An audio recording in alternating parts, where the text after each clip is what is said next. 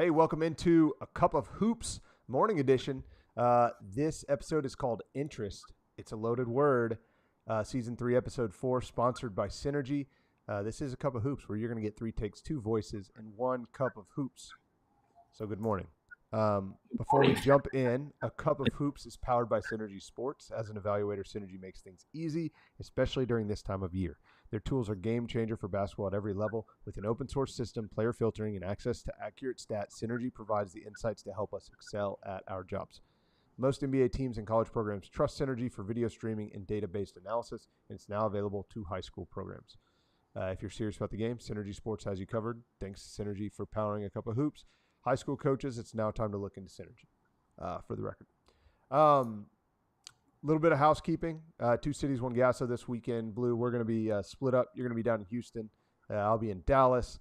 We have a loaded event at both sites. Really excited for it.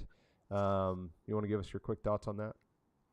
Yeah, it's one of those things that right now, I mean, what we're doing here in the office, I mean, you have to be really, really focused on what you're doing.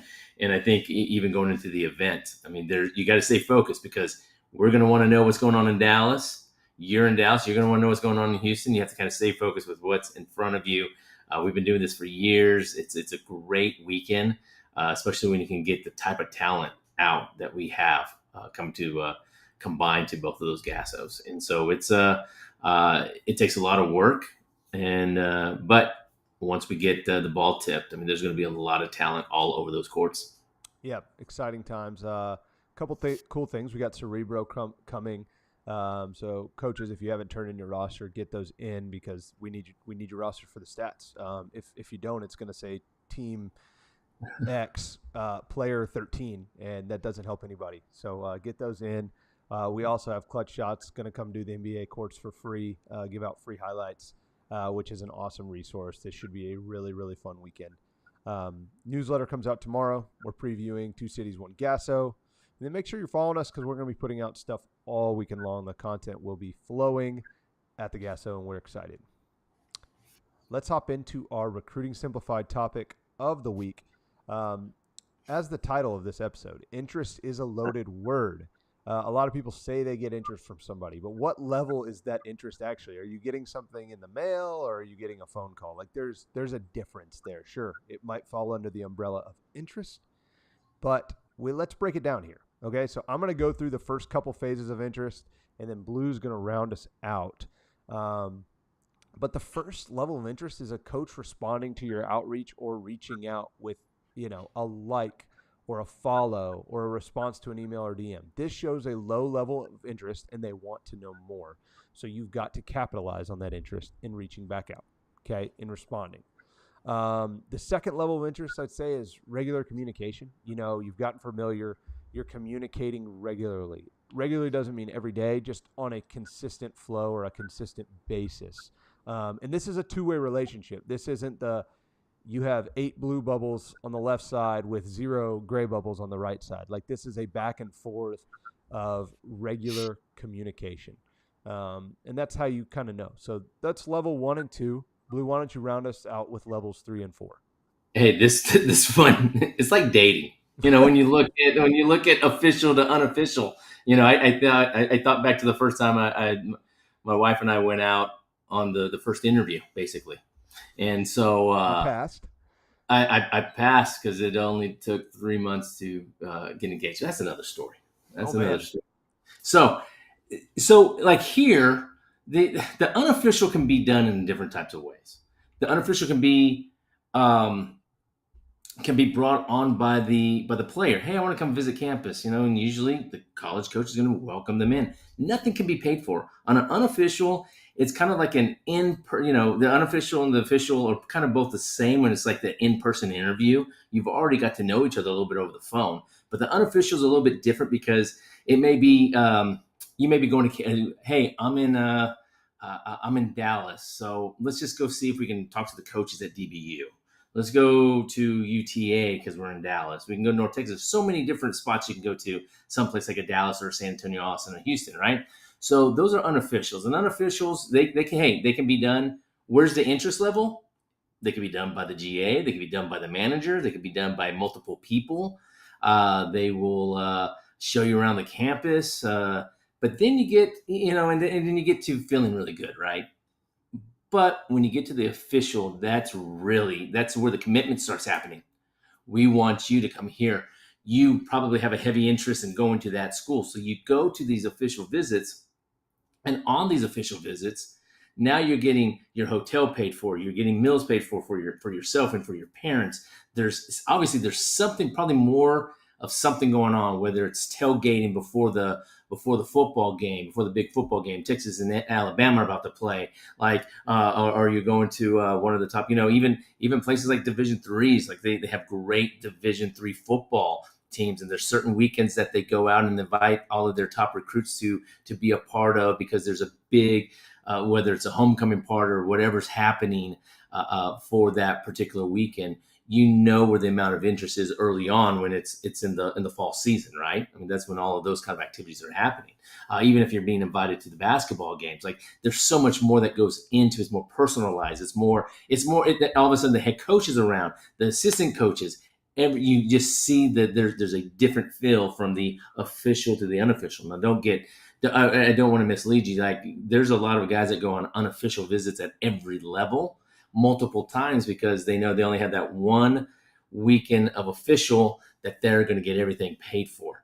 And so, like I said, the official is kind of like where you're trying to be committed to one another, and then the unofficial is kind of like that in-person interview. You're trying to figure out what your next steps are. We're trying to figure out where this is going to lead. And so there's many different ways to get the unofficial. There's many different ways, and easier to get than the official. Now moving on to the offer. Hold on. I want to ask a question of you. Yeah. Having been in a system where this happens, like, do you have a story you can refer to at your time at SFA as a manager of just like seeing, or what maybe you had to do when a recruit was coming down, like some special things that you got to be a part of? It's kind of funny because some things never change, because I remember and this happened the other day, because I was talking to I was actually talking to a junior college coach, and I was like, what are you doing? Like, because there was a bunch of stuff that he goes, oh, we're setting up the hotel room for the recruit that's coming in. We really want them. So what we were doing is the same thing as I did 25 years ago. You're putting out candy. You found out what his favorite candies were, his favorite snacks. Maybe they're goldfish. Maybe they're Cheez-Its. Who knows? You're just scattering this stuff all over the place. What's in the refrigerator? What's his favorite? It's Sprite or Coke or whatever, pop or whatever he likes to drink. It's in there. And then you're having welcome signs put up. You're having all of this kind of like just the impression of what goes on in the first thing when you walk in. I mean, obviously it's going to be different from a junior college to a Division II, D3, all the way up to high major. I mean, you go to high major, there might be a brand new pair of shoes there. I don't know. But, the thing is that you try to really start at that level. And then obviously when you go through, you see all the, now we have photo ops. We didn't do that 20 something years ago, but we did in some ways, because you had the locker room set up. That maybe your favorite number is number 8, and so you had the 8 jersey out, you had the shoes, you had all of the home and away jerseys, all the gear that you're going to be getting, and so you're still trying those on, and but we didn't have social media to send those out as the photo op as we see it here now. It's turned into marketing, Yes, branding, marketing, all kinds of things, and so. So my experience many years ago, it's the same, but it's still a little different too. Yeah, we're using different optics, but the point remains the same. Find out their interests and deliver on them. That's really cool. That's fun. And then let's go to the last phase of interest here. I didn't mean us to get us off course, but I thought it was cool to kind of personalize the situation. The last space of interest, or the last part of it, is the offer. Tell us a little bit more. The offer can be tricky too. Think about when you receive that offer. If you're a freshman, sophomore, junior, is the offer committable? If somebody's going to offer you a scholarship and it's not committable, is it really an offer? Sometimes it's a wait and see type situation, but the players feel good and they go online and they post it. I think that there's a sense from the basketball community when something seems a little off about an offer. And then here we are 2 or 3 years later, they're no longer in your. They might be on a photo of your of like my top 8, but you have a high major and then 3 or 4 low majors along with a mid major. Well, that those offers they're pretty, like, anybody can get them. The real ones are the ones that are the offers, and now you're talking about, man, when are we going to get you on campus? The offers of sending out to somebody like you've mentioned before, like if you're able to commit on the spot because of that offer, if you're there on campus and the offer comes, there's also talk about, obviously, in today's age of NIL and so forth, there's a big difference. You're going to know what's a real offer and what's not, even though might use it for optics and you post it. So, the interest part is very, like you said, it's just kind of, it's the start of something. The offer is the end game, just along also with that official visit that you're trying to get. And so that offer comes with, you can also check to see on that offer, how long do I have? Because you're not the only player that they're going to offer that certain position. And so, and also because of social media, you see who else they have offered. So, I mean, you got to really be able to understand it, and also understand the levels of offers when depending on what level you go into. Obviously, with Division I, it's a full offer that covers books, housing, everything, that you pay $0. When you get into the other leagues of NAIA, and Division II, you can do partials. You can be paid for just books. You can be books and housing. There's so many different ways that college coaches can break up that the money to get more players in, work with you with any type of grants that are available to kind of supplement what they're giving you. And then you have, at some levels, there's no scholarships at all, but there's a lot of grants that you qualify for. Your GPA, what you've always said, you said your grades are something that you can take care of, and that those grades, the higher your GPA, the better off you're going to be, because you have more leverage, and you also have more options of where you can go, because that's going to give you more money toward your school if you have the right GPA. Even if you're going to a Division I that is giving you a full scholarship, you can still get money because of your grades and so forth. You can get grants. It's a good word. Yeah, no, that was a lot, and that was really good. So thanks for breaking it down for us, BZ. Let's jump to advocation here, okay? There's still unsung seniors out there, which kind of, we were just talking about offers, interest, and all that stuff. And a lot of them are still fetching, excuse me, a lot of them are still fetching interest, but it's probably slowed. But, I want you to talk to the college coach who is not afraid to recruit high schoolers right now, who's still after them very, very hard. Who is a guy in your mind that needs to get real interest and offers right now? Yeah, I think that you and I were just talking about this, Chris Jones Jr. And you were talking about him and that he has some NAIA stuff. But here's a guy that has a 3.9 GPA. We were just talking about academics. 3.9 GPA. He's efficient. He's a pure scorer. I mean, even back when he played with Robert Miller, I believe, right, for a couple of years over there at Pasadena Memorial. So someone like Chris Jones, he's a playmaker. He sets up the offense, though, and he can distribute it. And so he's that type of guy he's going to go out there and look for his 20, 25 plus points a game, because he can do that. That's what you need a guy like him to do. Even at the college ranks, some of that stuff translates because he's going to be able to get by defenders. He's quick. He's about 6'2", 6'3". He's able to go in there and score in multiple ways. He'll find his guy. He's not one of these guys that passes the ball and just stays there and just claps his hand and wants the ball back. No, he'll move without the ball. He'll get open. He'll come back to the ball, because if he's the playmaker, he's going to be running a little bit of your point guard position. He understands and knows that he's going to be in the flow of the game, and it's important for him not just to be a volume shooter. And he's going to, like most volume shooters, he's going to have to just cut back on good shot, bad shot, the perfect timing of everything, but he's efficient. I mean, you've seen games and I've seen games where he's 11 for 17, 10 for 13. Like, he gets a lot out of what he does on the court. And so I've always said this, what are you going to do with those first 9 to 10 shots? Those may be the only shots that you get in a college game. But I think for what we've seen over the few years that we've been watching him, the last couple of years, he's the kind of guy that's going to go out there and do the right things, be smart, take care of obviously his books, get into the classroom. You're not going to have to worry about that side of things. And so it's really easy to sit here and go, hey, I'm going to advocate for this kid because he can get it done off the court and on the court. Yeah, I love it. Scoring's a premium, so act on it, college coaches. I'm going to go with Parker Overstreet, Wiley East. He's a really, really gifted athlete, shifty. And, if you're running some sort of ball screen with consistency, Parker's your guy. He's really, really, he's way more effective with the ball in his hands than without. So, like, you're going to have to commit to giving him the ball. But I think that's a good thing because he's so effective and so dynamic in the pick and roll. We saw it all last summer, Blue. Him doing it at the highest levels, and him being so effective in finding a way to get it done.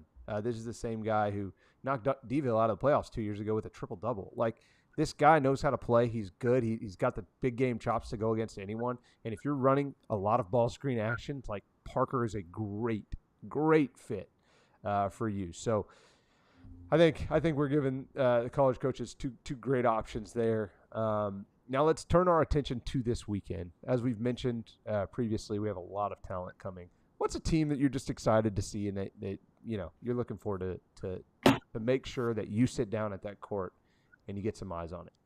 Yeah, TJ Ford Elite, 3 SSB, 17U. These team names are becoming a mouthful too. I've seen a lot.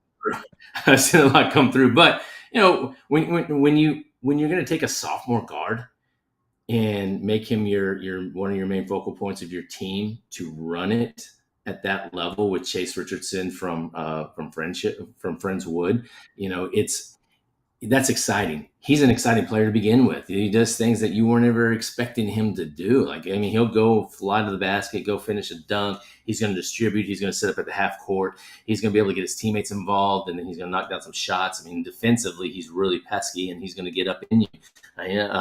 At Atascocita, when you put a guy from Atascocita on your team, you're going to get a basketball player. And Zayson Salanoa is that guy that we saw in the playoffs and also during the year. When this guy gets going, you can throw two guys at him. It don't matter. He's going to find a way to shoot that ball, and he's got a quick trigger. One guy that is really coming up on the radar now is Sean Ducksworth, and from Fort Bend Christian.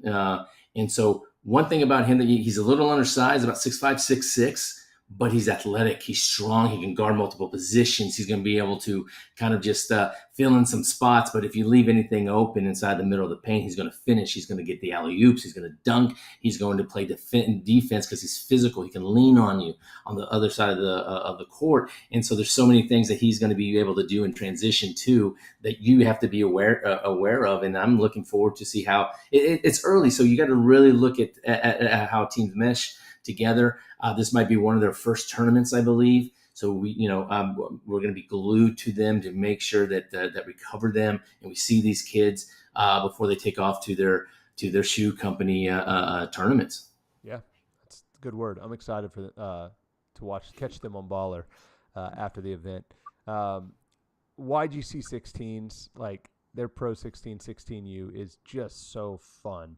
Dawson Batee, Chris Hunt, Paxton Ivey, Stephen McLeod, Harrison Jones, Shakir Wilburn. I just named 6, and I that's just kind of off the top of my head, like those guys that play for them. It's just a bunch of 2027s that I really like, that I'm really excited to see, and they all just happen to be kind of playing on the same team. So just to get an up close and personal watch on them should be fun. This weekend will be packed with excitement and energy in the gym, and that's a team that will bring some fans and create some real buzz in the building. So thanks for joining us here on A Cup of Hoops. We love bringing this product to you. We can't wait for this weekend. We'll see you at the Gassa this weekend. Don't be shy. Come say hi, and we'll see you next time.